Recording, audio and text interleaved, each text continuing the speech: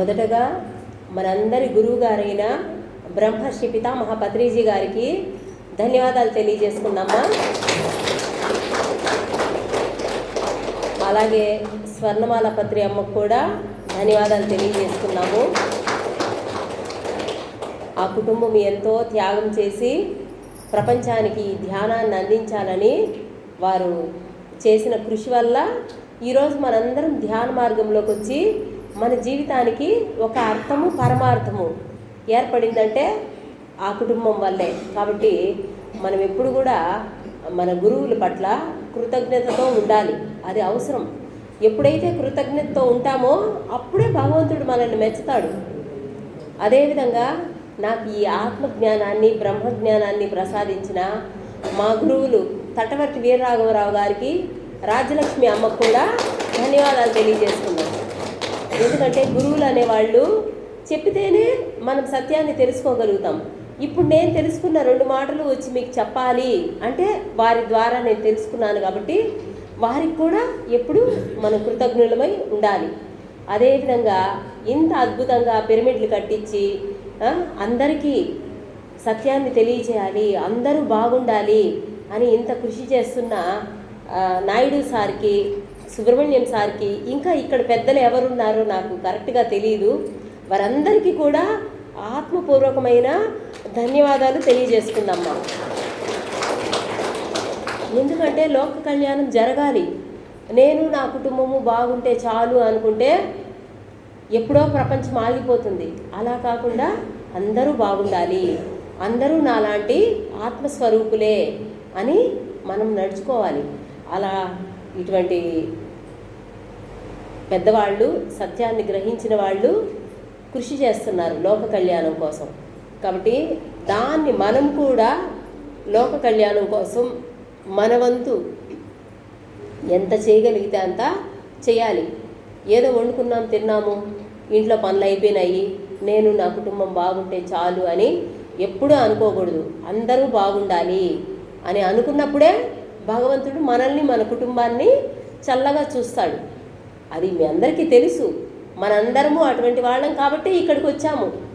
ఎన్నో జన్మల్లో పుణ్యం చేసుకున్న వాళ్ళు మాత్రమే ఈ ధ్యాన మార్గంలోకి వస్తారు. అందరూ రాలేరమ్మా. కాబట్టి ఇక్కడికి వచ్చిన మీ అందరూ కూడా గొప్ప ఆత్మస్వరూపులు. కాబట్టి మీ అందరికీ కూడా ఒకసారి ధన్యవాదాలు.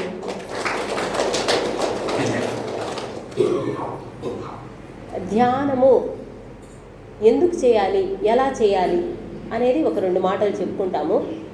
ధ్యానం ఎందుకు చేయాలంటే ఉత్తర గీతలో కృష్ణ పరమాత్మ చెప్పారు, పూజ కోటి సమం స్తోత్రం, స్తోత్ర కోటి సమం జపం, జపకోటి సమం ధ్యానం, ధ్యాన కోటి సమోలయ.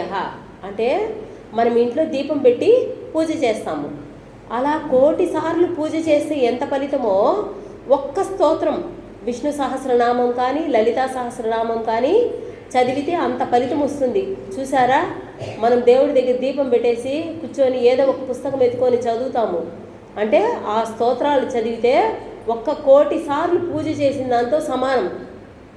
అదేవిధంగా 1,000,000 సార్లు స్తోత్రం చదివితే ఎంత ఫలితమో ఒక్క జపమాల మీద హరే కృష్ణ మహామంత్రాన్ని జపం చేస్తే అంత ఫలితం.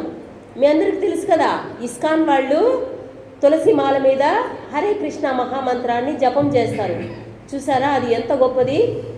అదేవిధంగా జపమాల మీద 1,000,000 సార్లు, 1,000,000 సార్లు అంటే 100 లక్షలు. చూడండి, అన్ని సార్లు జపం చేస్తే ఎంత ఫలితమో 1 గంట ధ్యానం చేస్తే అంత ఫలితమ్మా. చూసారా, ఎంత గొప్పదైన ధ్యాన మార్గంలోకి మనం వచ్చాము.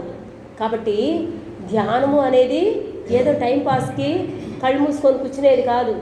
కాబట్టి ఎవరైనా ధ్యానం చేస్తూ ఉంటే ఏదో పని ఎగ్గొట్టాలని కళ్ళు మూసుకొని కూర్చున్నారు అని అనుకునే వాళ్ళు ఉంటారు. కాదు, ఇది ఎంత గొప్పది అనేది ఇప్పుడు చెప్పాను కాబట్టి మీకు అర్థమైంది. కాబట్టి మీరు మీ ఇంట్లో వాళ్ళకి, మీ ఇరుగు పొరుగు వాళ్ళకి చెప్పాలి. ఎందుకంటే ఈ సత్యాన్ని 10 మందికి చెప్పినప్పుడే అందరూ బాగుంటారు. ఓకేనా? ధ్యానము అంటే కళ్ళు మూసుకొని కూర్చోవడమో నిద్రపోవడమో కాదు, శ్వాసని గమనించడము. శ్వాసని గమనిస్తూ ఉంటే చేయగా చేయగా చేయగా ఎవరి వయసు ఎంతో కనీసం అంతసేపు ప్రతిరోజు 2 సార్లు చేయాలి. 40 రోజులు చేసేటప్పటికి మన మనసు శూన్యమైపోతుంది. ఎప్పుడైతే మన మనసు శూన్యమైపోతుందో అప్పుడు విశ్వమయ ప్రాణశక్తి మన శరీరంలోకి ప్రవహించి మనము ఎన్నో జన్మల్లో ఎన్నో కర్మలు చేసేసినాం. తెలిసి చేసినా తెలియక చేసినా తప్పే, ఎన్నో తప్పులు చేసేసాం. ఆ తప్పులు ఆ కర్మలు అంతా పోయి మిగతా జీవితం ఆనందంగా బ్రతికి ఎవరు పడకలో పడకుండా తిరుగుతూ మన పనులు చేసుకుంటూ ఆనందంగా ఆ నారాయణుడిని చేరుకోవాలి. మళ్ళీ జన్మలేని స్థితికి వెళ్ళాలి అంటే ధ్యానం చేయాలి. అదేవిధంగా ధ్యాన కోటి సమోలయ అంటే ఎవరు 1,000,000 సార్లు ధ్యానం చేస్తారో వాళ్ళు ఆ పరమేశ్వరుల్లో లయమైపోతారు. 1,000,000 సార్లు అంటే ఏమన్నా 10 సార్లా 100 సార్లా? అంటే మనకి ఇంట్లో పని అయిపోయిందంటే ధ్యానం చేయాలి. అంటే మన దృష్టి ఎప్పుడు ధ్యానం మీద ఉండాలి. మనము పక్కింటోళ్ళు వెనకింటోళ్ళు అక్కడ అది జరిగింది ఇక్కడ ఇది జరిగింది అని అనవసరంగా టైం వేస్ట్ చేసుకున్నామంటే మన జన్మ వృధా అయిపోతుంది. కాబట్టి ఈ శరీరంలోకి ఎందుకు వచ్చామంటే సత్యాన్ని తెలుసుకొని ఆచరణలో పెట్టుకొని మళ్ళీ జన్మలేని ముక్తి మోక్ష స్థితికి చేరుకోవాలంటే మానవ జన్మ కావాలి. అందుకోసం మనము ఈ ధ్యాన మార్గంలోకి వచ్చాము. కానీ ఇప్పుడు ఈ విషయాలు ఇటువంటివి తెలుసుకోకపోతే ఏదైనా ధ్యానము ఒక అరగంట చేసినాం గంట చేసినాం అయిపోయింది అనుకుంటాము. కానీ ఈ భగవద్గీతలో పరమాత్మ ఉపనిషత్తులు వేదాలు వీటన్నింటిలో ఏమున్నాయి అనేది తెలుసుకొని వాటిని ఆచరణలో పెట్టుకోవాలి. ఏది తెలుసుకోకుండా ఊరికే కళ్ళు మూసుకొని ధ్యానం చేసేస్తే అది సరిపోదు. ధ్యానంతో పాటు జ్ఞానం కూడా కావాలి. ఇప్పుడు ఒక పక్షి పైకి ఎగరాలంటే 2 రెక్కలు ఉండాలి కదా. కాబట్టి ధ్యానం చేస్తున్నాము, ధ్యానం ఎందుకు చేస్తున్నాము అనేది తెలిసినప్పుడు శ్రద్ధగా చేస్తాము. తెలియనప్పుడు ఏదో అది టైం పాసో లేదంటే ఏదో మంచి జరుగుతుందంట అని చేస్తాము. అలా కాకుండా ఎందుకు చేస్తున్నాము అనేది తెలుసుకొని చేసినప్పుడు ఆ ఫలితము మనకి ఇంకా మంచిగా వస్తుంది.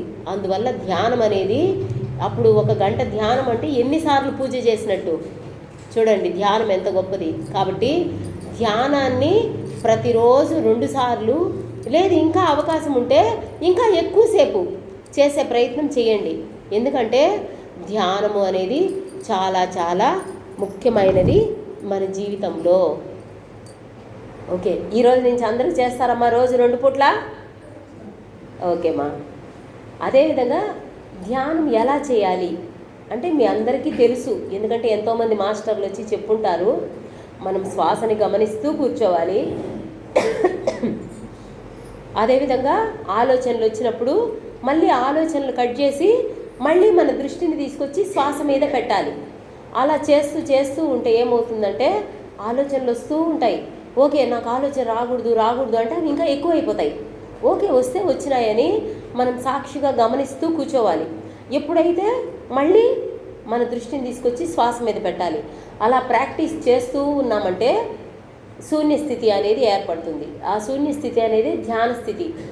అప్పుడే మనం ధ్యానం చేసినట్టు. కానీ కూర్చొని కళ్ళు మూసుకొని నిద్రపోయినా ఆలోచనలు చేసినా అది ధ్యానం కాదు.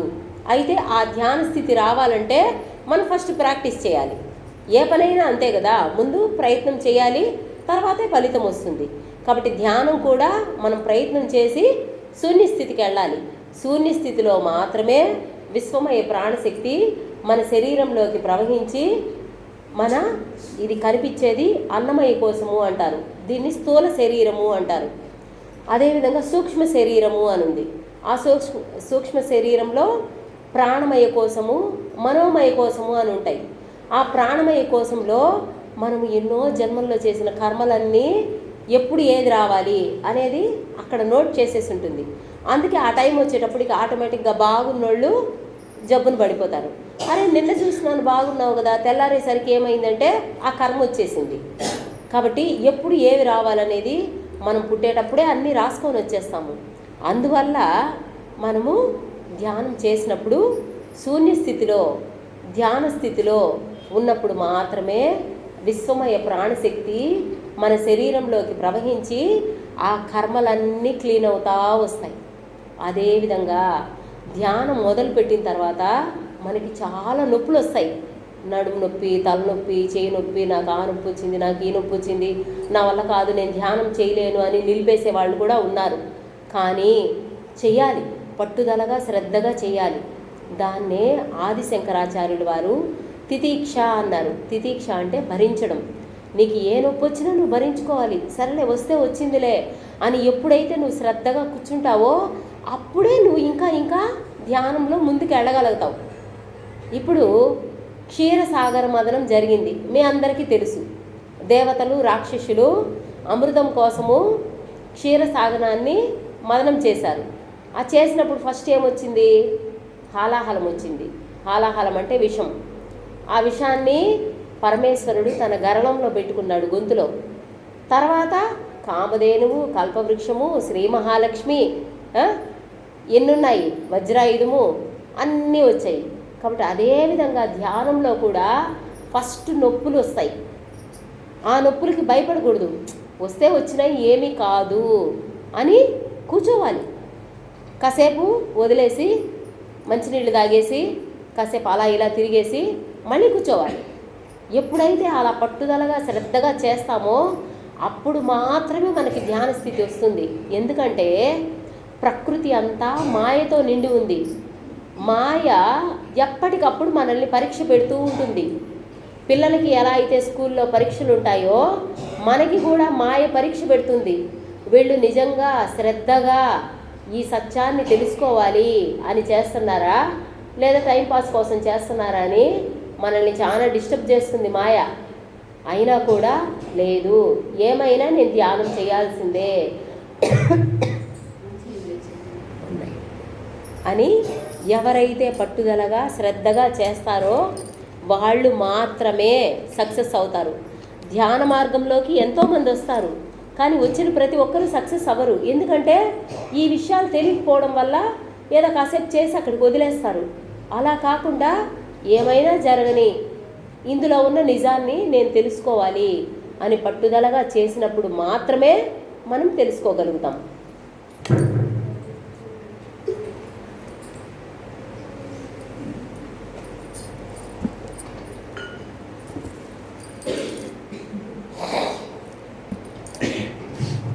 ధ్యానం ఎందుకు చేయాలి అనేది చెప్పుకున్నాము, ధ్యానం ఎలా చేయాలి అనేది చెప్పుకున్నాము. అర్థమైందమ్మా? అర్థమైందా? ఓకే. కాబట్టి ధ్యానాన్ని ఎప్పుడూ వదలకుండా శ్రద్ధగా ప్రతిరోజు చేయండి. ఇంకొకటి ఏమంటే మనందరి గురువు గారైన పత్రి గారు చెప్పేశారు, మనందరము ఆత్మస్వరూపులము అని. ఎంతమందికి తెలుసుమా మనమంతా ఆత్మలము అని? చేయొద్దండి, పర్లేదు.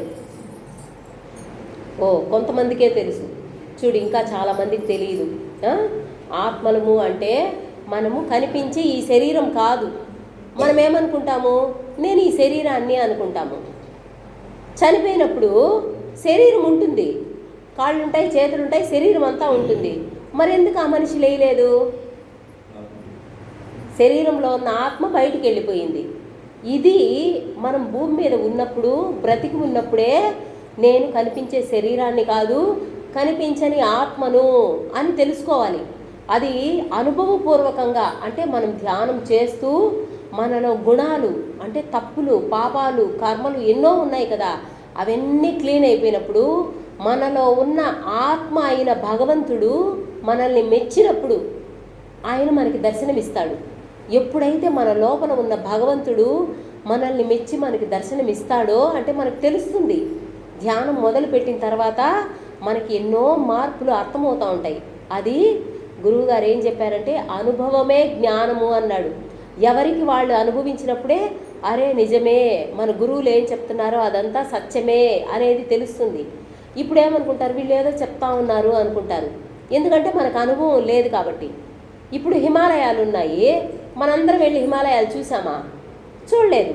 కానీ వెళ్ళి చూసిన వాళ్ళు చెప్పారు అక్కడ హిమాలయాలు ఉన్నాయి, అక్కడ కేదార్నాథ్, బద్రీనాథ్ అని మంచి అద్భుతమైన భగవంతుడి ఆలయాలు ఉన్నాయి అంటే నిజమే అని నమ్మాము.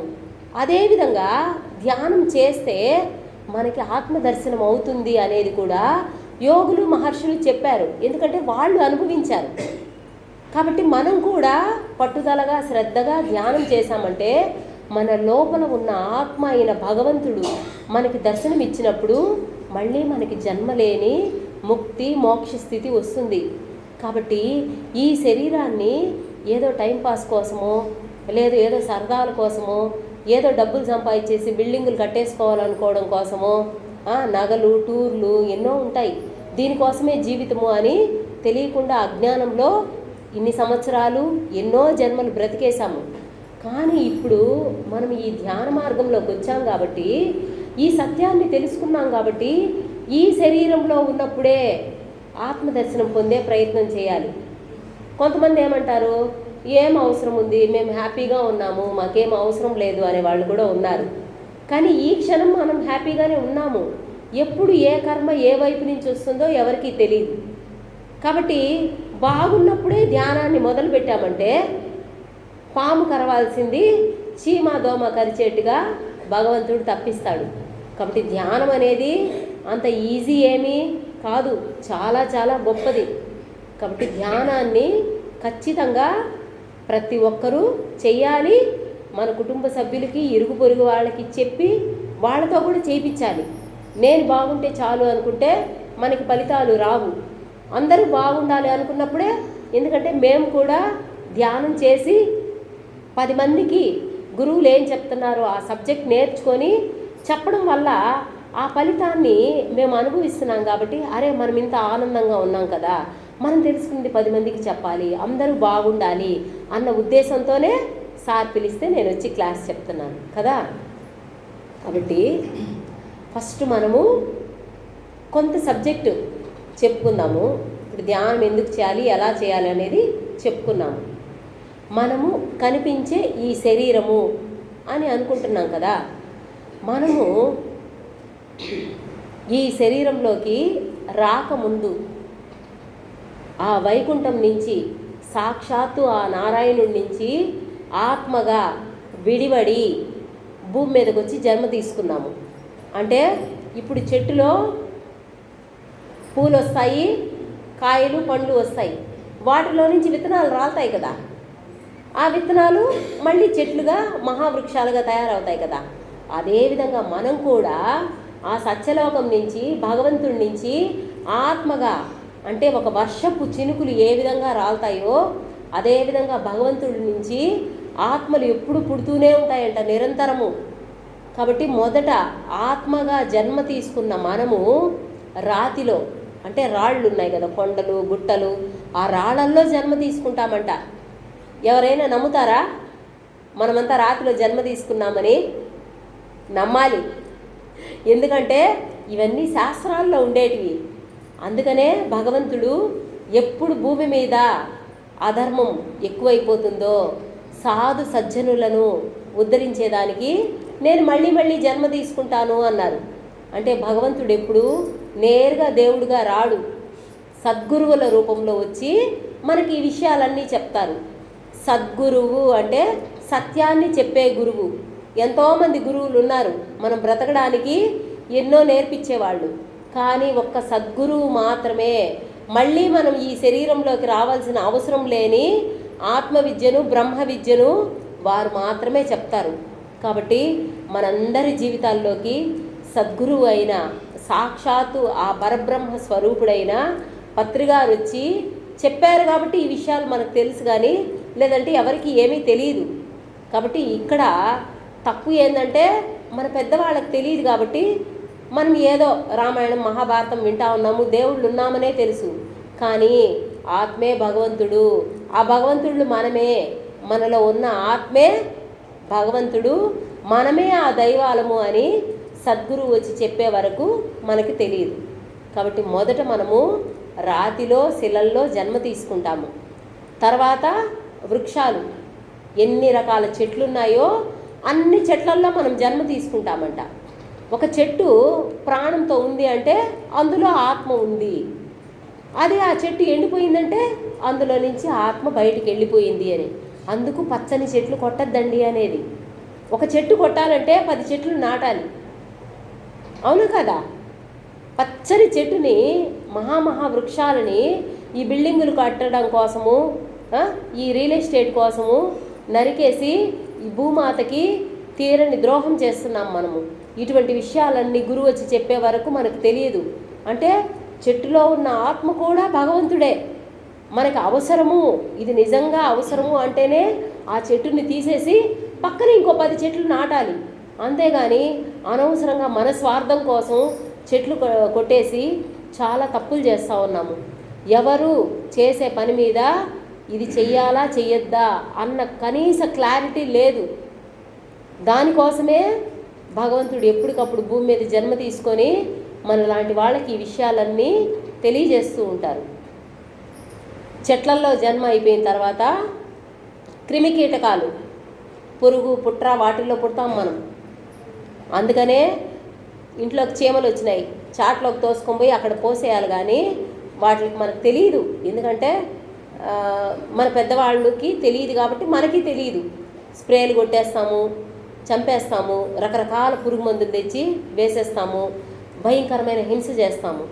మళ్ళీ మనం ఏం చేయలేదు కదా, మనకెందుకు ఈ కష్టాలు అంటాము. ఎందుకంటే చీమలో ఉన్నది, దోమలో ఉన్నది, పురుగులో ఉన్నది, పుట్రలో ఉన్నది, అన్నిట్లో ఉన్నది భగవంతుడే. ఎందుకంటే ఆయన చెప్పేశాడు భగవద్గీతలో, అందుగలడు ఇందులేడని సందేహం వలదు, చక్రి సర్వోపగతుండు, ఎందెందు వెదకి చూసినా అందందే కలడు అని. మనం ఏమనుకుంటాం, ఎక్కడున్నాడు ఇక్కడ భగవంతుడు అనుకుంటాము. ఎందుకంటే మనకు తెలియదు కాబట్టి. ప్రతి ప్రాణిలో ఉన్న ప్రాణాన్ని నేను అన్నాడు. ఆ చెట్టులో ఉన్న ప్రాణం కూడా భగవంతుడే. కాబట్టి చెట్లు ఈజీగా కొట్టి కొట్టి వేసేయకూడదు. అవసరము నిజంగా అంటేనే దాన్ని ఉపయోగించుకోవాలి. అదేవిధంగా చెట్లు అయిపోయినాక క్రిమికీటకాల్లో జన్మ తీసుకుంటాము, తర్వాత పక్షులు, తర్వాత పశువులు. అందుకే భగవంతుడి దగ్గర ఏనుగులు, గుర్రాలు, ఆవులు, ఎద్దులు ఊరేగింపుకు వస్తాయి కదా. అంటే అన్నింటిలో జన్మ అయిపోయిన తర్వాత చివరగా వాటిల్లోకి వస్తామన్నమాట. అక్కడి నుంచి మానవ జన్మలోకి వస్తాము. అంటే వాటికి ఆ జన్మ అయిపోయిన తర్వాత మనిషిగా వస్తాం కాబట్టి భగవంతుడి ముందు ఊరేగింపుకి ఏనుగులు, గుర్రాలు, ఆవులు, ఎద్దులు వచ్చేది ఎందుకంటే దానికోసం. అక్కడి నుంచి మానవ జన్మలోకి వస్తాము. కొత్తగా మనిషి జన్మలో వచ్చిన వాడు ఏమీ తెలియదు. వాడి ప్రవర్తన ఎలా ఉంటుందంటే ఒక పశువులాగా ఉంటుంది. ఎందుకంటే వాడికి తెలియదు కదా, జ్ఞానం లేదు మంచి చెడ్డ. అందుకే మనం ఏమంటాం, ఏం రా నువ్వేమన్నా పశువా అంటాం. ఎందుకంటే వాడు చేసే పనులు అలాగే ఉంటాయి. తిన్నామా, నిద్రపోయినామా, ఇంకా వేరే ఏం చేయాలో తెలియదు. తినడం, నిద్రపోవడము, అలా గడిపేవాళ్ళు మనం మన చుట్టూ చూస్తూ ఉంటాము. కాబట్టి అది వాళ్ళ తప్పు కూడా కాదు, వాళ్ళ ఆత్మస్థితి బాగా తక్కువగా ఉంది. కాబట్టి మనం అది అర్థం చేసుకొని, ఓకే వీడు ఇప్పుడే కొత్తగా మనిషి జన్మలోకి వచ్చాడు అని వాడికి మంచి చెడ్డ చెప్పి వాడు కూడా బాగుపడే విధంగా మనం ప్రయత్నం చేయాలి. కానీ వీడు వెధవా, వీడు పనికి మాలినోడని మనం ఎవరిని అనకూడదు. ఎందుకంటే గురువు గారు, పత్రి గారు చెప్పేశారు, నో కామెంట్ నో జడ్జిమెంట్. ఎవరిని కామెంట్ చేయొద్దు. ఎందుకంటే వాడి ఆత్మస్థితి తక్కువగా ఉంది. వాడు ఇప్పుడే జంతు జన్మ నుంచి మానవ జన్మలోకి వచ్చాడు. కాబట్టి ప్రతి ఒక్కరిని మనము ఆత్మస్వరూపులుగా, దైవాలుగా చూడాలి అని. కాబట్టి మానవ జన్మలోకి వచ్చిన తర్వాత మనలో 7 చక్రాలు ఉంటాయి.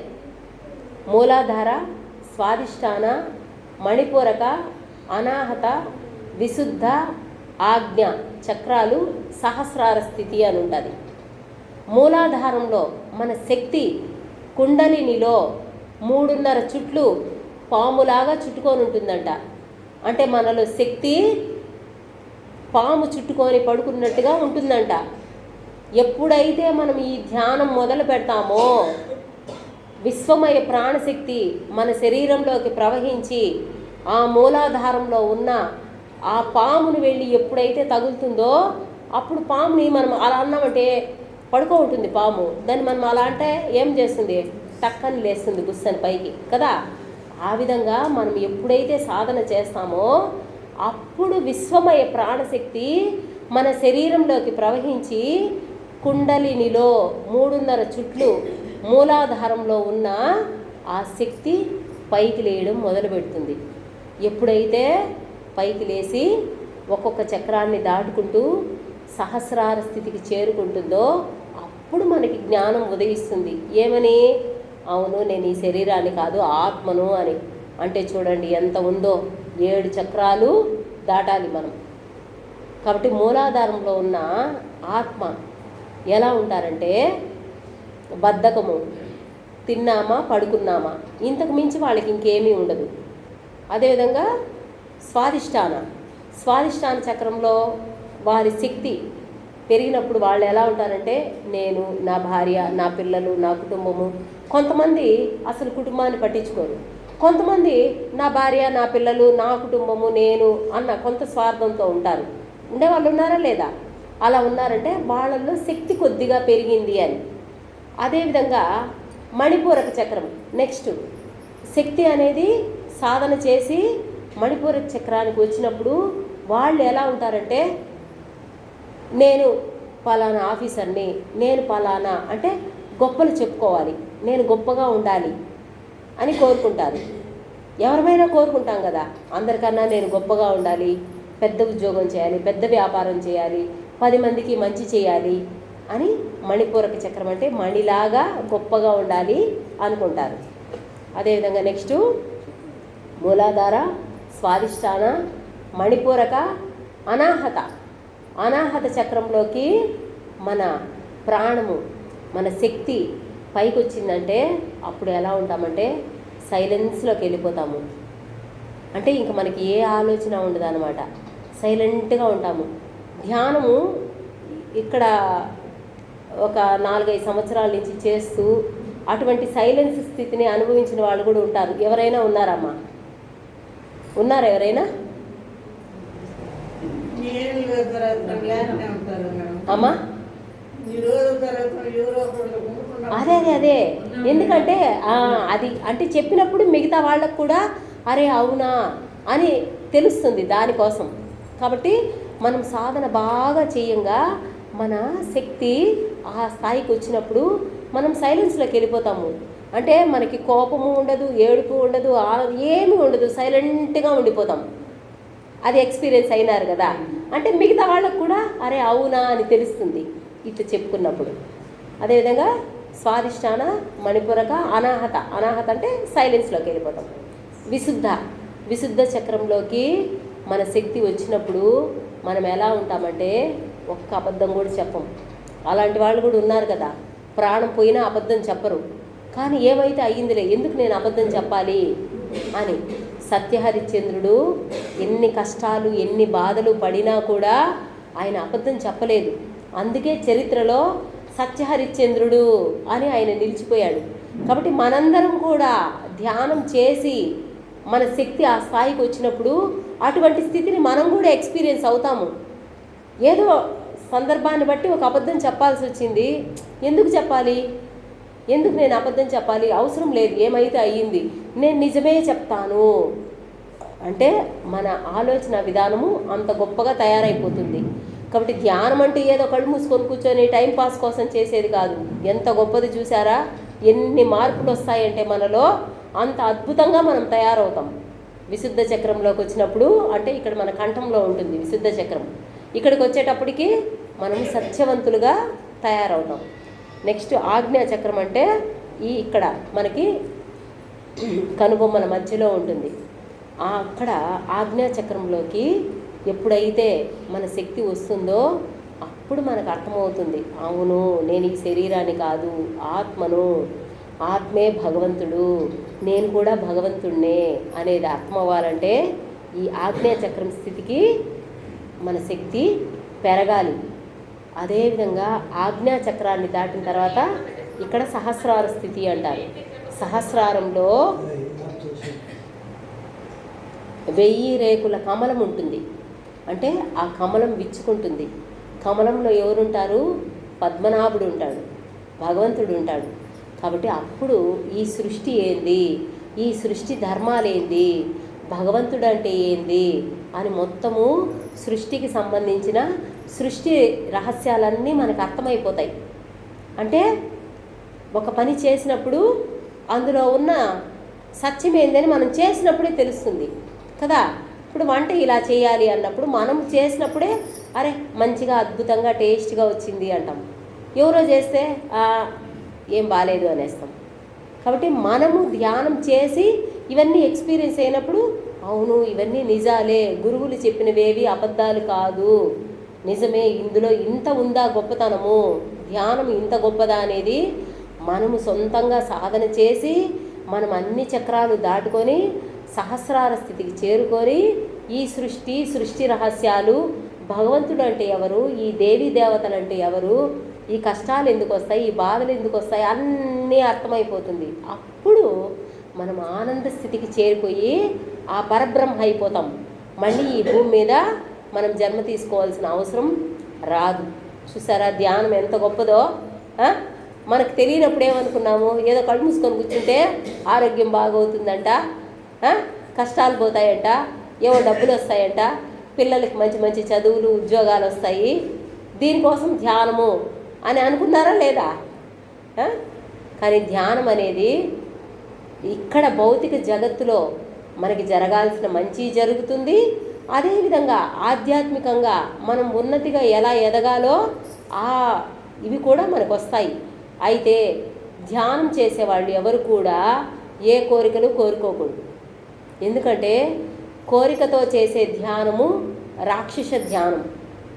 రాక్షసులే కోరికలు కోరినారు భగవంతుడిని ధ్యానం చేసి, నాకు మరణం లేకుండా వరమియండి, ముల్లోకాలు నేనే జయించాలి, అన్నీ నాకే కావాలి. అష్టదిక్పాలకుల్ని బంధించేసి, నవగ్రహాలని బంధించేసి ఎవరు చేశారు? రాక్షసులు. కాబట్టి కోరికలతో చేసే ధ్యానము రాక్షస ధ్యానము. మనం ఎవరు కూడా ఏ కోరిక కోరుకోకూడదు.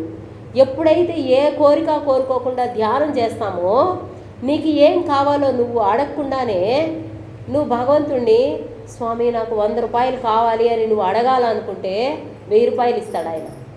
ఎందుకంటే మనల్ని పుట్టించిన భగవంతుడికి మనకేం కావాలో మనకన్నా ఆయనకి బాగా తెలుసు, అవునా కదా? కాబట్టి ఏ కోరిక కోరకూడదు. అదేవిధంగా మనం ఏం చేస్తామంటే, మా అమ్మాయికి ఈ కాలేజీలో సీట్ వస్తే బాగున్ను, మా అబ్బాయి ఫలానా ఉద్యోగం వస్తే బాగున్ను అని మనం అనుకుంటాము. అది మంచా చెడ్డ అనేది మనకు తెలియదు. కానీ అది వచ్చిన తర్వాత వాళ్ళు కష్టపడుతుంటే, ఇప్పుడు ఎగ్జాంపుల్ మన పిల్లలకి ఎంబీబీఎస్లో జాయిన్ అవ్వాలి, వాళ్ళు డాక్టర్ అవ్వాలి అని మనం అనుకుంటాము. కానీ వాళ్ళకి బీటెక్ అంటే ఇష్టం ఉంటుంది, ఇంజనీరింగ్ చేయాలంటే ఇష్టం ఉంటుంది. కానీ తల్లిదండ్రులుగా మనం ఏం చేస్తాం, బలవంతంగా వద్దు, మీకు తెలియదు, ఎంబీబీఎస్ చేస్తే నీకు మంచిది, నీకు మంచి ఫ్యూచర్ ఉంటుంది, నువ్వు డాక్టర్ అవ్వు అంటాము. వాళ్ళు మనకి ఎదురు చెప్పే ధైర్యం లేక సరే అని జాయిన్ అయిపోతారు. అక్కడికి వెళ్ళిన తర్వాత చదవలేక, ఏం చేయాలో అర్థం కాక, తల్లిదండ్రులకు చెప్పలేక సూసైడ్ చేసుకుంటారు, లేదంటే ఫెయిల్ అయిపోయి వాళ్ళ జీవితాన్ని నష్టం చేసుకుంటారు. ఇప్పుడు తల్లిదండ్రులు వాళ్ళకి మంచి చేసినట్ట చెడ్డ చేసినట్ట? కానీ మనం ఏమనుకుంటాం, మన పిల్లలకు మనం మంచి చేస్తున్నామని అనుకుంటాము. అదేవిధంగా ప్రతి విషయంలో కూడా మనం ఆలోచించేది కరెక్టా తప్పనేది మనకు తెలియదు. మనం అన్నీ మంచిగా అనుకుంటాము. కానీ మనల్ని పుట్టించిన భగవంతుడికి తెలుసు మనకి ఏమి ఇవ్వాలి అని. మనకి ఎప్పుడు ఏది అవసరమో ఆయన తీసుకొచ్చి మన దగ్గర పెడతాడు. కాబట్టి ఏది జరిగినా నా మంచి కోసమే అని అంగీకరించగలగాలి. ఎప్పుడైతే అంగీకరిస్తామో అప్పుడే మన జీవితము అద్భుతంగా ఉంటుంది. కాబట్టి ఏ కోరిక కోరకూడదు, ఏమి జరిగినా ఇది నా మంచికే అని అనుకోగలగాలి. అప్పుడే మన జీవితము అద్భుతంగా ఉంటుంది. ఓకేనమ్మా? Sir okay sir. మూలాధారం అంటే మూర్ఖత్వంలో ఉంటారు. Okay sir. మూలాధార, స్వాధిష్టాన, మరిపూరక, అనాహత చక్రంలోకి వచ్చేటప్పటికి సైలెన్స్ అయిపోతారు సార్. అది హృదయ స్థానంలో ఉంటుంది. అనాహత చక్రము సైలెన్స్ అయిపోతారు. ప్రేమతత్వం పెరుగుతుంది, సైలెన్స్లోకి వెళ్ళిపోతారు ఫస్ట్. ఇంకా ఏ ఆలోచన ఉండదు, మైండ్ అంతా కామ్ అయిపోతుంది. ఎప్పుడైతే మైండ్ కామ్ అవుతుందో అప్పుడే నెక్స్ట్ అన్ని విషయాలు సత్యం అనేది బోధపడుతూ వస్తుంది. అవును సార్, అవును సార్, హార్ట్లో ఉంటుంది సార్. ఏమన్నా డౌట్ ఉంటే అడగండి మా. అవన్నీ అవసరం లేదు మా, అవన్నీ అవసరం లేదు. కలర్స్ అని అంటే ప్రారంభంలో ఉండే వాళ్ళకి ఈ కలర్లు ఉంటాయి, పర్వతాలు కనిపిస్తాయి, చెట్లు కనిపిస్తాయి, దేవుళ్ళు కనిపిస్తారు. అవంతా అంటే ధ్యానంలో ఏదో ఉంది అని కొత్తగా వచ్చిన వాళ్ళ కోసము అవన్నీ ఏం అవసరం లేదు. ధ్యానం చేయడం వల్ల మనలో గుణాలు మారాలి. తమో గుణము, రజోగుణము, సత్వగుణము అని గుణాలు ఉన్నాయి.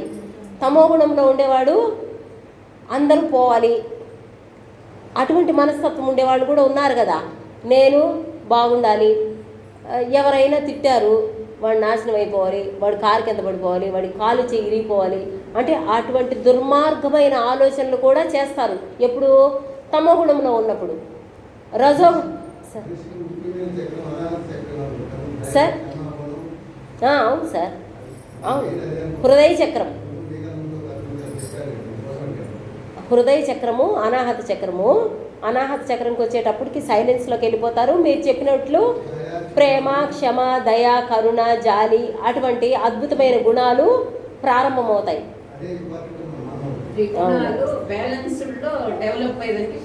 అవును. అందుకనేసే ఫస్ట్ ఎవరైనా కూడా జంతు జన్మలోంచి మానవ జన్మలోకి వచ్చినప్పుడు తమో గుణంలోనే ఉంటారు. అది అందుకే చెప్పింది, ఎవరైనా తప్పులు పొరపాట్లు చేస్తుంటే వాడు ఆత్మస్థితి చాలా తక్కువగా ఉందని మనము క్షమాగుణంతో వాడికి మంచి మాటలు చెప్పి వాడిని మార్చే ప్రయత్నం చేయాలి.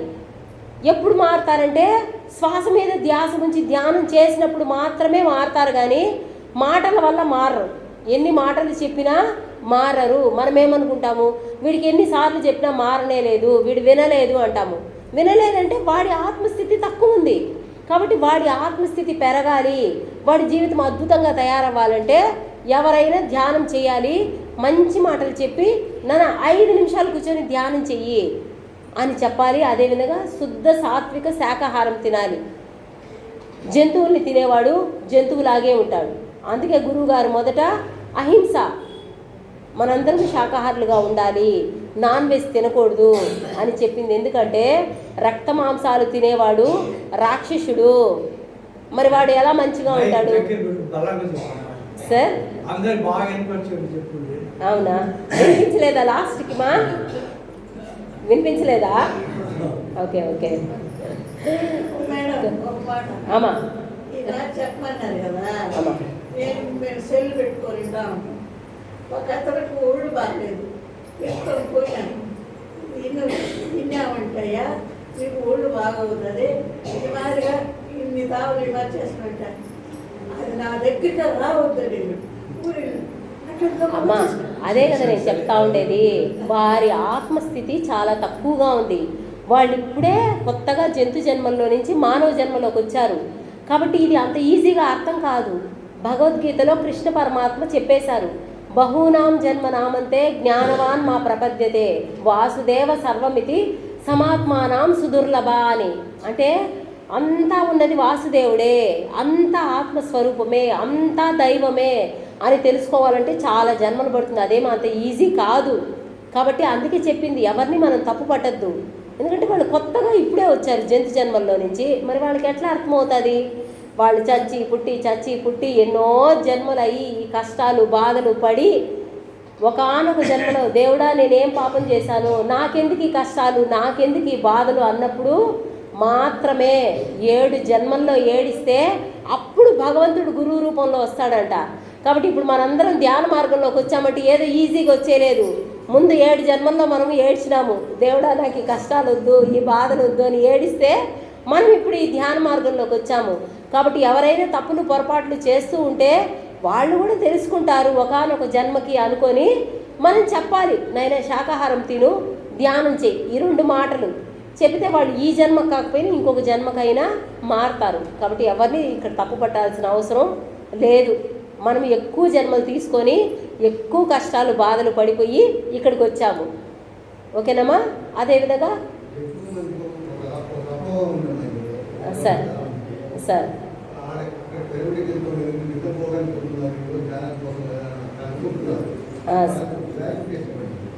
అలాగే సార్, అలాగే. అదేవిధంగా తమోగుణం నుంచి రజోగుణంలోకి వచ్చినప్పుడు ఎలా ఉంటారంటే నేను నేను నేను నేనే గొప్ప, నేనే నేనే అని ప్రతిదీ నాకే కావాలి, నా పిల్లలకే ర్యాంక్ రావాలి, నాకే డబ్బులు రావాలి, నేనే పెద్ద బిల్డింగులు కట్టాలి, నేనే గొప్పగా ఉండాలి, అందరూ నన్నే పొగడాలి. అటువంటి గుణాలు ఎప్పుడు ఉంటాయంటే రజోగుణంలో ఉన్నప్పుడు ఉంటాయి. అంటే మొండి, ఎవరు చెప్పినా వినరు, నేనే అనే దీంట్లో ఉంటారు. అదేవిధంగా అంటే 100-150 జన్మలు తమోగుణంలో బ్రతుకుతారంట, ఇంకొక 100-150 జన్మలు రజోగుణంలో బ్రతుకుతారంట. అంటే కష్టాలు, బాధలు, అవమానాలు పడి పడి జన్మ జన్మకి పాఠాలు నేర్చుకుంటూ ఈ ఆత్మ అనేది ఎదుగుతుంది. రాక్షసత్వం నుంచి మానవత్వంలోకి, మానవత్వం నుంచి దైవత్వంలోకి. కాబట్టి అంత ఈజీ ఏం కాదు, చాలా జన్మలు పడుతుంది. దాదాపు 400-500 జన్మలు పడుతుందంట. ఎప్పుడు మనం శ్రద్ధగా ప్రయత్నం చేస్తే. ఏ ప్రయత్నము చేయకపోతే ఎన్ని వేల లక్షల జన్మలైనా ఇస్తాడంట భగవంతుడు పాఠాలు నేర్చుకునేదానికి. కాబట్టి పాఠాలు ఏంటంటే అహింస. ఫస్ట్ మనం పాటించాల్సింది అహింస. అంటే జీవహింస చేయకూడదు. ఒక సాటి ప్రాణిని నిర్దాక్షిణ్యంగా చంపి తినకూడదు. ఎప్పుడైతే చంపి తింటామో మళ్ళీ మళ్ళీ మనం కష్టాల్లోకి, బాధల్లోకి పడిపోతాము.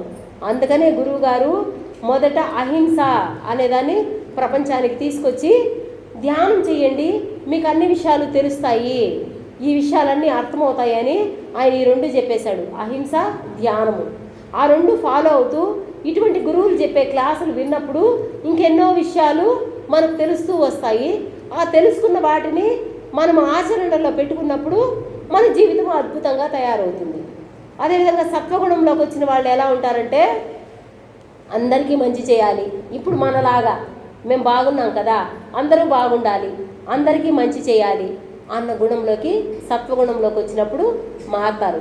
కాబట్టి గుణాలు మారాలి అంటే శ్వాస మీద ధ్యాస ఉంచి ధ్యానం చేస్తే వాడు 50 జన్మల వాడు కానీ, 200 జన్మల వాడు కానీ, 300 జన్మల వాడు కానీ ఆటోమేటిక్గా మారిపోతారు.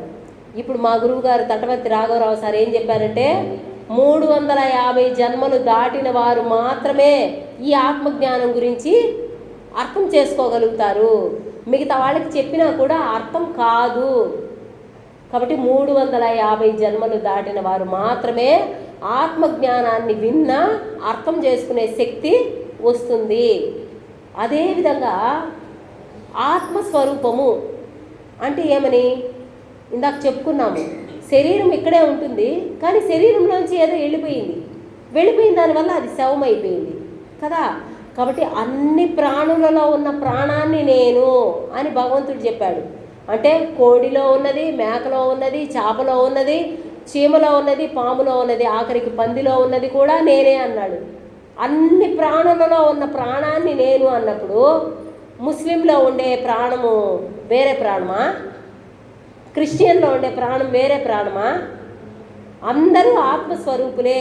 అది తెలియక మేము వేరే క్యాస్ట్ అనుకుంటున్నాము. అందుకనే మనకి ఉదాహరణలు కూడా ఏం చెప్తారంటే బంగారం ఒకటే, నగలు వేరే కదా. బంగారు 100 గ్రాములు ఉంది, దాన్ని మనం కరిగించి నెక్లెస్ చేసుకుంటాము, చైన్ చేసుకుంటాము, ఉంగరాలు చేసుకుంటాము, గాజులు చేసుకుంటాము. అంత మాత్రం చేత వేరే అయిపోయినాయా? కాదు కదా. ఆ 4గిట్లో ఉండేది ఒక బంగారే.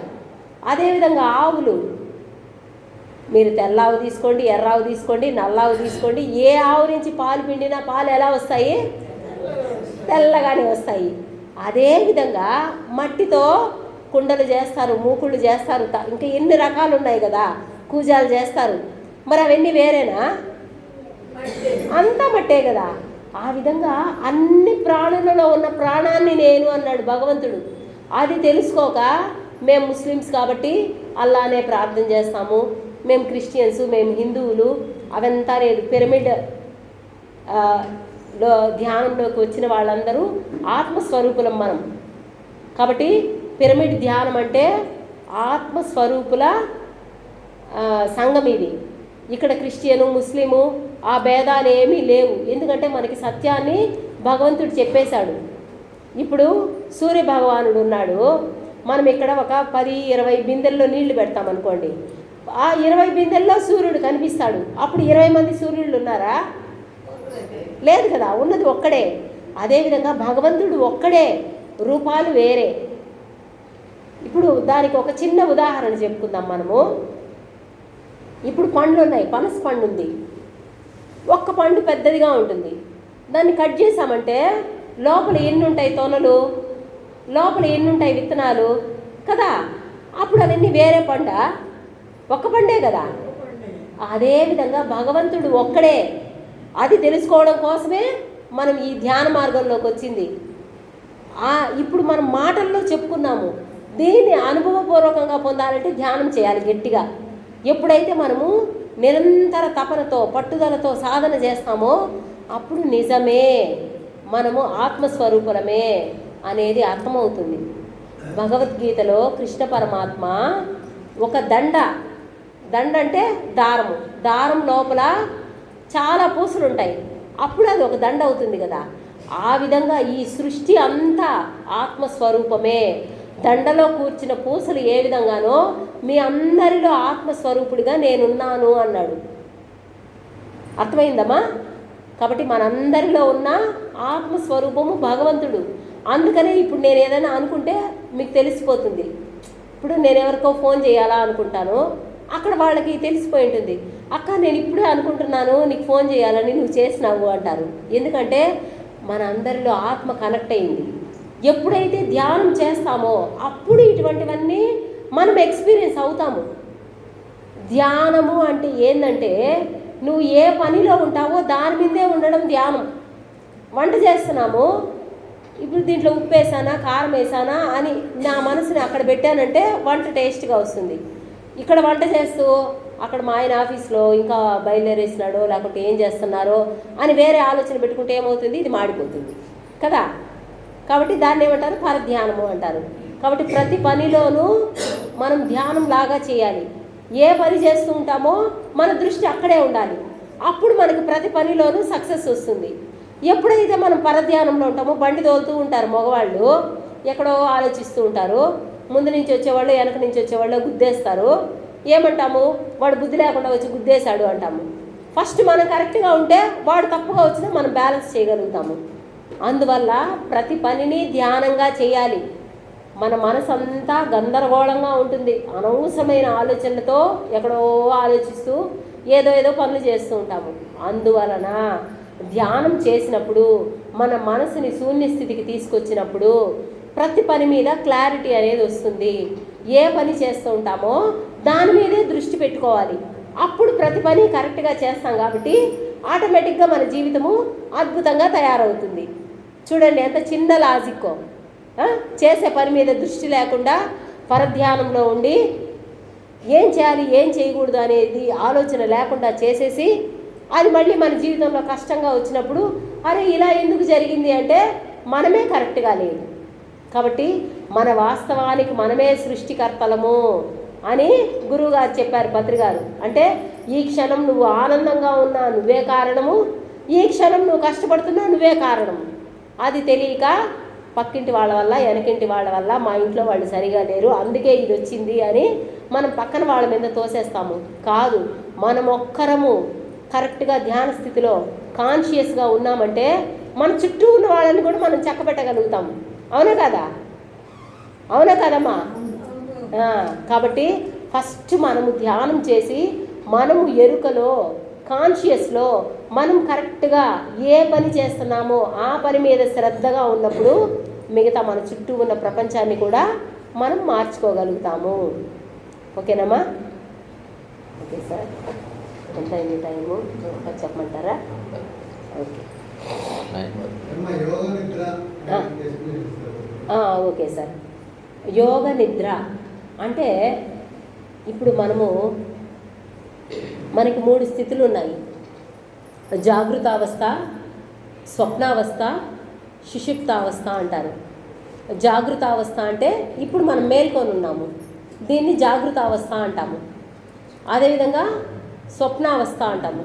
స్వప్నావస్థ అంటే మనం పడుకున్న తర్వాత నిద్రలో మనకి ఏవేవో కళ్ళు వస్తూ ఉంటాయి, మనం పడుకొనే ఉంటాము కానీ కళలు వస్తూ ఉంటాయి, దాన్ని స్వప్నావస్థ అంటాము. సుషుప్తి అంటే మనము ఒళ్ళు తెలియకుండా నిద్రపోతాము. తెల్లవారు లేచిన తర్వాత అబ్బా నేను చాలా గాఢ నిద్రపోయాను, అసలు ఎట్ట నిద్రపోయానో నాకే తెలియదు అంటాము. నాకే తెలియదంటే మరి ఎవరికి తెలిసింది?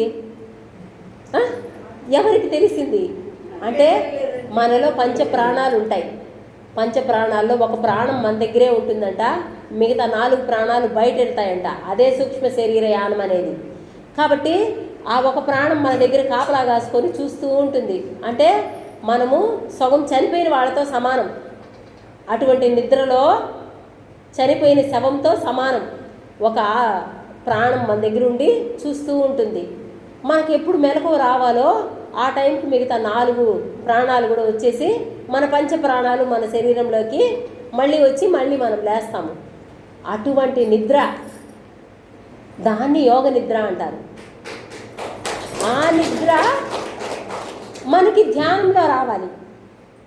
నిద్రపోయినప్పుడు గాఢ నిద్రలో యోగ నిద్రని ఏ విధంగా అనుభవించామో అటువంటి స్థితిని ధ్యానంలో అనుభవించాలి. అది ధ్యాన స్థితి అంటే. కళ్ళు మూసుకొని నిద్రపోవటము ధ్యానం కాదు. అదేవిధంగా ఏదో ఆలోచిస్తూ కూర్చోవడం ధ్యానం కాదు. ఆలోచిస్తూ కూర్చోవడం అనేది కళ లాంటిది. అదేవిధంగా ఇందాక చెప్పుకున్నట్టు శూన్య స్థితిలో నా ఒళ్ళే నాకు తెలియలేదు.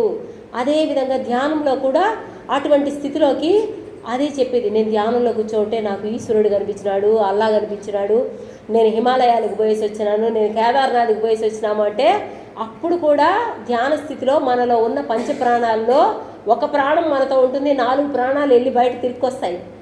కాబట్టి అటువంటి స్థితిని యోగ నిద్ర అంటారు సార్. ఆత్మీయ సార్,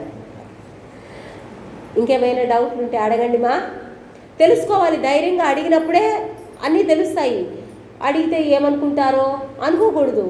ఎందుకంటే మనం ధ్యాన మార్గంలోకి వచ్చాము, ఎన్నో నేర్చుకోవాలి, ఎన్నో మార్చుకోవాలి, ఎన్నో ఆచరణలో పెట్టుకోవాలి. అప్పుడు మాత్రమే మన ఆత్మ ఎదిగి మనము ఉన్నత స్థితికి వెళ్తాము. ఓకేనా? సరే, ఒక మంచి టాపిక్ చెప్పుకుందాము. జ్ఞాన నవరత్నాలు పత్రికారు చెప్పారు. ఎంతమందికి తెలుసు మా జ్ఞాన నవరత్నాలు? వినలేదా ఎవరు? లేదా? ఓకే. ఇప్పుడు ఇంతసేపు మనము ఆత్మ ఆత్మ అని చెప్పుకున్నాము కదా. దాన్ని గురువుగారు పత్రికారు ఈ పిరమిడ్ ధ్యానంలోకి వచ్చిన ప్రతి ఒక్కరూ మనల్ని పిరమిడ్ మాస్టర్స్ అంటారు. ఈ పిరమిడ్ మాస్టర్లుగా ఉన్నవాళ్ళు జ్ఞాన నవరత్నాలు ఖచ్చితంగా నేర్చుకోవాలి అని చెప్పారు. దాని గురించి చెప్పుకుందాము. జ్ఞాన నవరత్నాలు అంటే 9 ఉంటాయన్నమాట. అవి ఏంటివంటే ఆత్మే పరబ్రహ్మం, జీవుడే దేవుడు, దేహమే దేవాలయము, శ్వాసే గురువు, సమయమే సాధన, సహనమే ప్రగతి, అనుభవమే జ్ఞానము, దానమే ధర్మము, ధర్మమే పుణ్యము. ఈ 9 విషయాలు నేర్చుకుంటే మనము ఆత్మగా ఎదిగి జన్మలేని స్థితికి చేరిపోతాము. ఈ 9 పాయింట్లు నేర్చుకున్నా కూడా చాలు. సబ్జెక్ట్ అనేది ఒక మహాసముద్రం అంత ఉంది. అంటే ఆలతో మొదలుపెట్టి పిహెచ్డి హైయెస్ట్ చదువు ఏ విధంగానో మనం ఈ ధ్యానం మొదలుపెట్టి, అంటే పూజలు, స్తోత్రాలు, జపాలు, పుణ్యతీర్థాలు అన్నీ అయిపోయి ధ్యాన మార్గంలోకి వచ్చాం కదా. ఇప్పుడు మనం కనీసం ఈ 9 పాయింట్లు కరెక్ట్గా నేర్చుకుంటే కూడా మళ్ళీ మనం ఆ జన్మలేని స్థితికి చేరిపోతాము. అంత అద్భుతమైన జ్ఞానాన్ని పత్రికారు అందించారు. మనకి అంత ఆషామాషి గురువు రాలేదు. ఎంతో ఉన్నతమైన సాక్షాత్తు ఆ పరమాత్మే పత్రికారు. అది ఎక్స్పీరియన్స్ అయిన వాళ్ళకి, ఆ నిజం తెలిసిన వాళ్ళకే తెలుస్తుంది ఆయన ఎంత గొప్పవాడనేది. కాబట్టి ఆత్మే పరబ్రహ్మ, జీవుడే దేవుడు, దేహమే దేవాలయము, శ్వాసే గురువు, సమయమే సాధన, అనుభవమే జ్ఞానము, సహనమే ప్రగతి, అనుభవమే జ్ఞానము, దానమే ధర్మము, ధర్మమే పుణ్యము. ఇది సార్. Okay sir. నేను ఈసారి వచ్చేటప్పుడు జ్ఞాన నవరత్నాలు బోర్డు తీసుకొచ్చి పెడతాను. మీ అందరూ ఫోటో తీసుకొని అవి నేర్చుకోండి. మీకు దానివల్ల చాలా ప్లస్ జరుగుతుంది. ఓకేనా? ఇప్పుడు దీని గురించి మనం ఎక్స్ప్లెయిన్ చేసుకుందాము. మీకు ఆటోమేటిక్గా మళ్ళీ ఇంకొకసారి అది విన్నవాళ్ళు అవుతారు, అర్థమవుతుంది. ఆత్మే పరబ్రహ్మ అంటే ఇందాక మనం చెప్పుకున్నాము, నేను కనిపించే ఈ శరీరాన్ని కాదు, కనిపించని ఆత్మను. అంటే ఏమంటాము? ప్రాణం పోయిందంటే వెళ్ళిపోయినావా వెళ్ళిపోయినావా అని ఏడుస్తారు. ఏం వెళ్ళిపోయింది? శరీరం అంతా అక్కడే ఉంది కదా. ఏదో వెళ్ళిపోయింది ఆ శరీరంలోంచి. ఏం వెళ్ళిపోయింది? ఆత్మ వెళ్ళిపోయింది. కాబట్టి ఆత్మే భగవంతుడు. అర్థమైందిమా? కాబట్టి మనలో ఉన్న ఆత్మ భగవంతుడు, ఆ ఆత్మే ఆ పరబ్రహ్మ.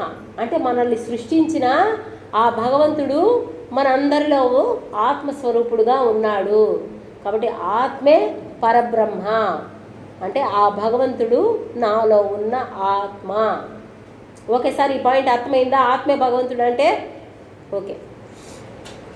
జీవుడే దేవుడు అంటే మనమేమనుకుంటాము, నేను మామూలు మనిషిని, నేను ఒక జీవిని, ఒక కుక్కలాగా, ఒక పిల్లిలాగా, ఒక పాములాగా నేను కూడా ఒక మనిషిని అనుకుంటాము. మనం అంత ఈజీ అయినా జీవుళ్ళం కాదు, మనమే దేవుళ్ళము.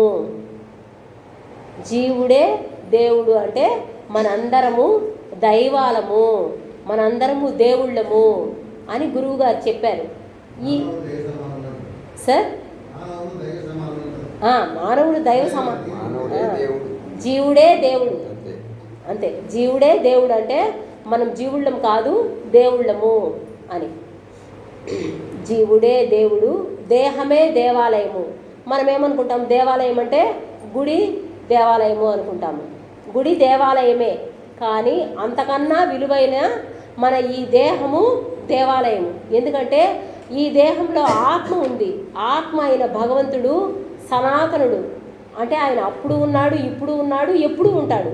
మనం ఈ శరీరాలు వదిలేసి ఇంకొక శరీరం తీసుకుంటాము, కానీ దేవుడు మాత్రము ఎప్పుడూ ఉంటాడు.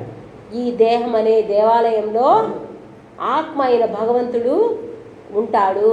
దానికి ఆది శంకరాచార్యుల వారు ఏం చెప్పారంటే, దేహో దేవాలయ ప్రోక్తో జీవో దేవో సనాతనః త్యజేద జ్ఞాన నిర్మాల్యం సోహం భావేన పూజయేత్ అని చెప్పారు. అంటే ఈ దేహం అనే దేవాలయంలో సనాతనుడైన భగవంతుడు ఉన్నాడు. ఆ భగవంతుడిని మనం తెలుసుకోవాలంటే ఈ చెయ్యి దేవుడా, ఈ కాలు దేవుడా, ఈ తల దేవుడా, ఈ కన్ను దేవుడా అని మనం అన్ని ప్రశ్న వేసుకుంటూ వస్తే, కన్ను లేకపోతే బతుకుతామా లేదా? బతుకుతాము. చెయ్యి లేకపోతే బతుకుతామా లేదా? బతుకుతాము. ఒక కాలు తీసేస్తే బతుకుతామా లేదా? శరీరంలో ఉన్న అన్ని అవయవాలు తీసేస్తున్నారు, వేరేవి పెట్టేస్తున్నారు, అయినా బతుకుతున్నాం కదా. కానీ ఆత్మ ఒక్కటి తీసేస్తే ఈ శరీరం ఉంటుందా? ఉండదు కదా. కాబట్టి ఈ దేహం అనే దేవాలయంలో సనాతనుడైన భగవంతుడు ఉన్నాడు. కాబట్టి దేహమే దేవాలయము. మరి ఇటువంటి దేవాలయంలో దేవుడు ఉన్న ఈ గర్భగుడిలో మాంసము మందు పోస్తే భగవంతుడికి మనం మంచి చేసినట్ట, చెడ్డ చేసినట్ట? అప్పుడు భగవంతుడు మనల్ని మెచ్చుతాడా? మరి మన జీవితాలు అద్భుతంగా ఆనందంగా ఎలా ఉంటాయి? కాబట్టి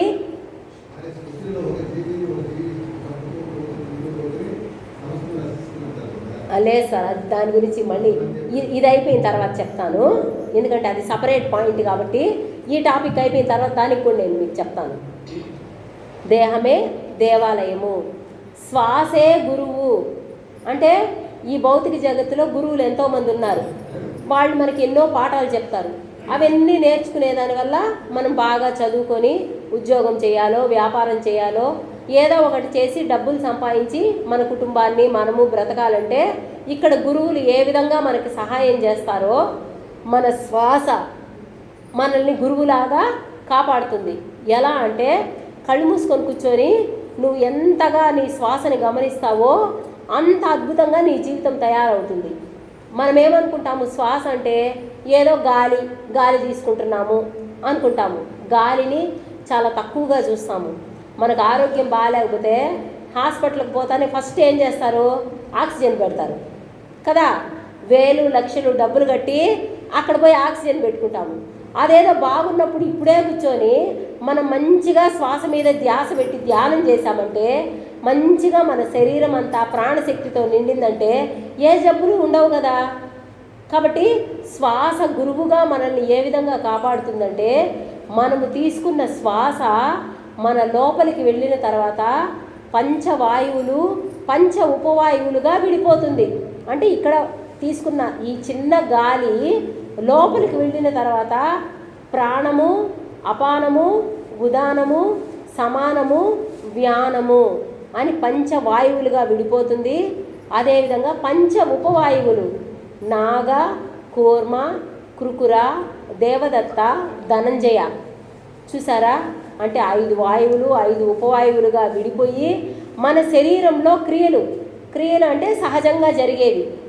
ఇప్పుడు మన లోపల రక్త ప్రసరణ వ్యవస్థ, జీర్ణ వ్యవస్థ, నాడీ మండల వ్యవస్థ, ఎన్ని రకాల క్రియలు లోపల జరుగుతూ ఉన్నాయి. అవన్నీ ఎవరు జరిపిస్తున్నారు?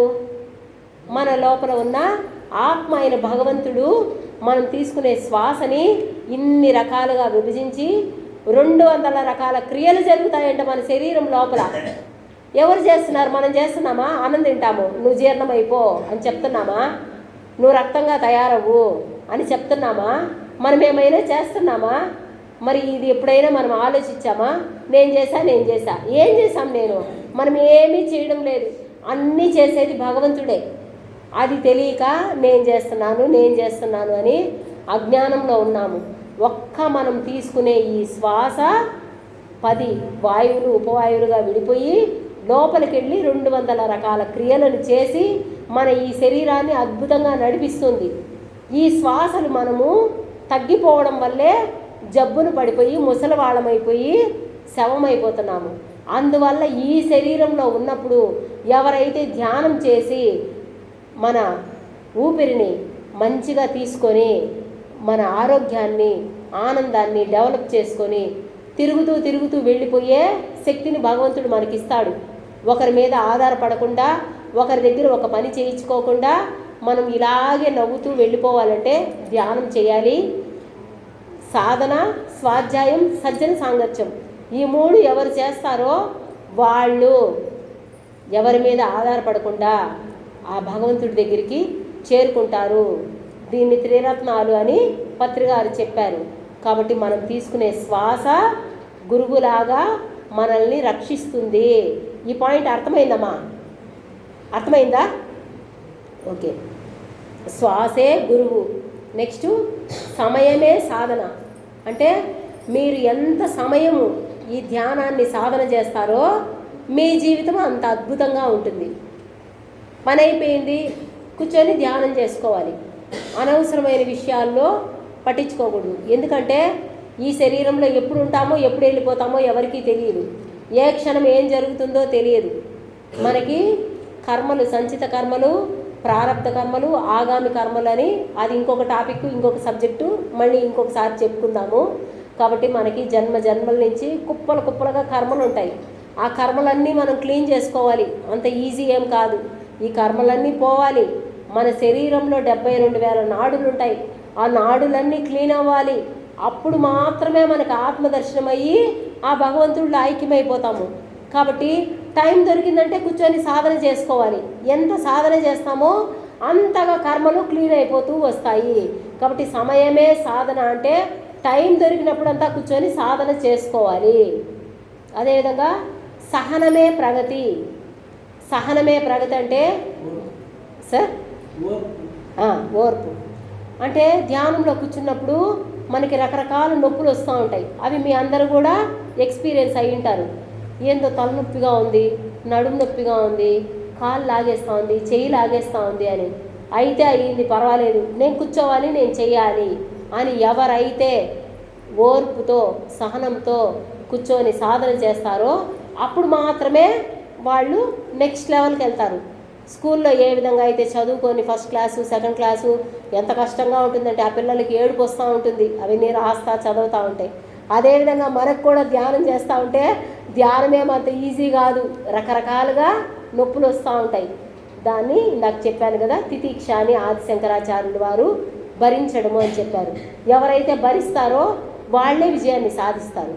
కాబట్టి సహనమే ప్రగతి. అంటే నువ్వు ఎంత ఓర్చుకుంటావో అంతగా ధ్యానంలో నువ్వు ముందుకెళ్తావు. నెక్స్ట్ అనుభవమే జ్ఞానము.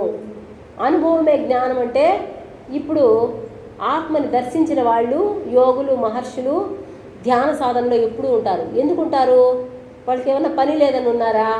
ధ్యానం చేసి మన లోపల ఉన్న ఆత్మ అయిన భగవంతుణ్ణి దర్శిస్తేనే మళ్ళీ మనం జన్మలేని స్థితికి వెళ్తాము.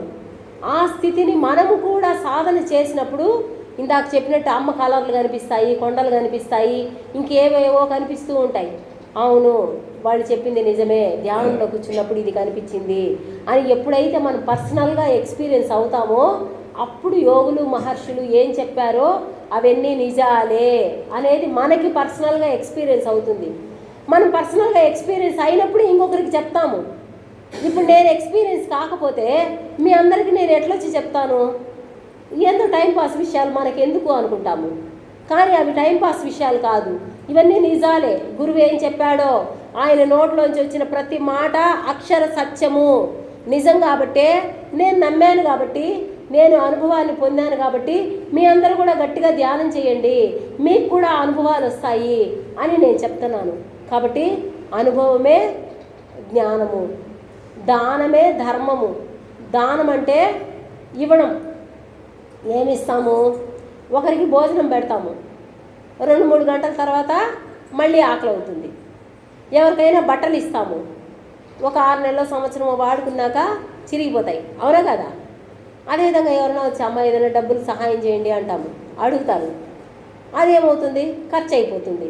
మరి అదంతా సహాయం చేసినట్ట కాదు. ఆకలి అన్నవాడికి అన్నం పెట్టాలి, బట్టలు అడిగిన వాడికి ఇవ్వాలి. కానీ నిజమైన దానం ఏంటంటే ఈ ధ్యానాన్ని దానంగా ఇవ్వడమే నిజమైన దానం. ఎందుకంటే ఎవరైతే ధ్యానము మొదలు పెడతారో వాళ్ళ కర్మల్ని క్లీన్ చేసుకొని ఈ జన్మ లేదు తరువాతి జన్మకైనా ఆ భగవంతుడిలో ఐక్యమైపోయే అద్భుతమైన దానం ఏదంటే ధ్యాన దానము. కాబట్టి మనందరము ఎవరు మన దగ్గరికి వచ్చినా కూర్చోమ్మా నీళ్ళు తాతారా, అది కొద్దిగా భోజనం చేయండి అని వాళ్ళకి పెట్టి ధ్యానం చేయండి, మీ జీవితం అద్భుతంగా ఉంటుంది, ఆనందంగా ఉంటారు మీరు అని చెప్పామంటే అదే అన్ని దానాలలోకి గొప్ప దానము. కాబట్టి దానమే ధర్మము. అంటే మనం చేయాల్సిన ధర్మం ఏంటంటే ఈ ధ్యానాన్ని దానంగా ఇవ్వాలి. అర్థమైందిమా? దానమే ధర్మము, ధర్మమే పుణ్యము. నువ్వు ఎంతమందికి ధ్యానాన్ని చెప్తావో అంతగా నీ కర్మలు తొందరగా క్లీన్ అయిపోతాయి. మనము ఎన్నో కోళ్ళు మేకలు కోసి తినేసినాము, ఎంతోమందిని వాళ్ళు వెదవలు, వీళ్ళు పనికిరానోళ్ళు, వాళ్ళు అట్టంటోళ్ళు, వీళ్ళు ఇట్టంటోళ్ళు అని అనవసరమైన మాటలు మాట్లాడి కుప్పలు కుప్పలుగా కర్మలు మూటలు కట్టేసుకున్నాము. మరి ఆ కర్మలన్నీ కాలిపోవాలి కదా. అవన్నీ కాలిపోవాలంటే ఏం చేయాలి? ఈ ధ్యానాన్ని దానంగా ఇవ్వాలి. ఎంతమందికి ధ్యానం చెప్తామో అంత తొందరగా మన కర్మలు క్లీన్ అయిపోతాయి. కర్మలు తొందరగా క్లీన్ అయిపోతే ఈ నాడీ మండలం 72,000 నాడులు క్లీన్ అయిపోయి మనకి ఆత్మదర్శనం అవుతుంది. చూడండి, ఒక చిన్న 9 పాయింట్లో భగవంతుడు గురువు గారు ఎంత అద్భుతమైన విషయాల్ని చెప్పారు. అమ్మ అందరికీ అర్థమైందా? ఓకేనా? ఏం సార్ మీకు చేసుకునే వాళ్ళు ఈ సెల్లు వచ్చినాక అక్కడ ఇక్కడ వినాల్సిన అవసరం లేదు, ఇటువంటిదంతా దాంట్లో వస్తాయి. అవును. కాబట్టి ఈ జ్ఞాన నవరత్నాలని అర్థం చేసుకొని ఎవరైతే ఆచరణలో పెట్టుకుంటారో వారే పిరమిడ్ మాస్టర్లు. వాళ్ళు వాళ్ళ జీవితాన్ని ఈ జన్మలో లేదు మరు జన్మకి ఆ భగవంతుడిలో ఐక్యమైపోయే స్థితి మనకి ఆ యూనివర్స్ ఇస్తుంది. కాబట్టి ధ్యానము అన్నిటికన్నా చాలా గొప్పది. కాబట్టి ప్రతి ఒక్కరూ ప్రతిరోజు ఎంత సమయం వీలైతే అంత సమయం ధ్యానం చేయండి. ఈ విషయాలు తెలుసుకొని జీవితంలో ఆచరణలో పెట్టుకోండి. ఇప్పుడు నేను పాంప్లెట్స్ తీసుకొచ్చాను, శాకాహార ధ్యాన పాంప్లెట్స్. మీరందరూ కూడా తీసుకెళ్ళి మీ ఇరుగు పొరుగు వాళ్ళకి, మీకు తెలిసిన వాళ్ళకి ఇవ్వండి. ఎందుకంటే ఇందాక చెప్పుకున్నాం కదా, ఎంతమందికి చెప్తామో అంత తొందరగా మన కర్మలు క్లీన్ అయిపోయి మన జీవితము అద్భుతంగా ఆనందంగా తయారవుతుంది. ఓకేనమ్మా?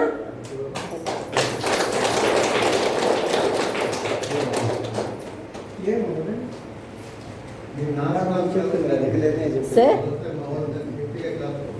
సార్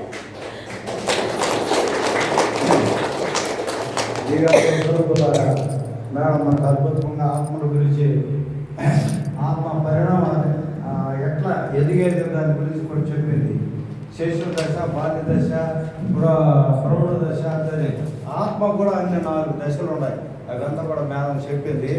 అదే కాకుండా ఆ, ఇప్పుడు చెప్పిన నవరత్నాలు అనేది ముందు మనం చేసిన పాంప్లెట్లో కూడా రాయించున్నాం, కానీ అవి చదివేది లేదు. ఒకటి ముందు మిత్రులారా, సజ్జన సాంగత్యం అనేది చాలా ముఖ్యం. ఒకటి స్వాధ్యాయం అనేది కూడా చాలా ముఖ్యం. స్వాధ్యాయం అంటే మనకు ఆధ్యాత్మానుగుణంగా ఈ ధ్యానాల గురించి వచ్చే వేలాది పుస్తకాలు ఉన్నాయి. ఆ మహానుభావుడు రాసినటువంటి పుస్తకాలు ఎన్నో ఉన్నాయి. నెలకు ఒక పుస్తకం ఒకటి వస్తుంది, ధ్యాన జగత్ అని. నేను తెచ్చి కూడా అది పెట్టా. ఆ గోపాల్ నాయుడు, మధు సార్ వాళ్ళు ఇద్దరు చదివినారు, వాళ్ళు పెట్టారు. ఒక్కరు కూడా దాంట్లో ఆ పుస్తకం తెలిసిన ప్రతి ఇంట్లో కానీ ధ్యాన జగత్ ఉంటే ఆ మహానుభావుడు ఇంట్లో ఉండేట్టే. అవునా? ఆ మహానుభావుడు అంటే ఎవరు? ఆత్మస్వరూపుడే. అహమాత్మ కూడా సర్వభూత అన్నాడు. ఎవరు? భగవద్గీత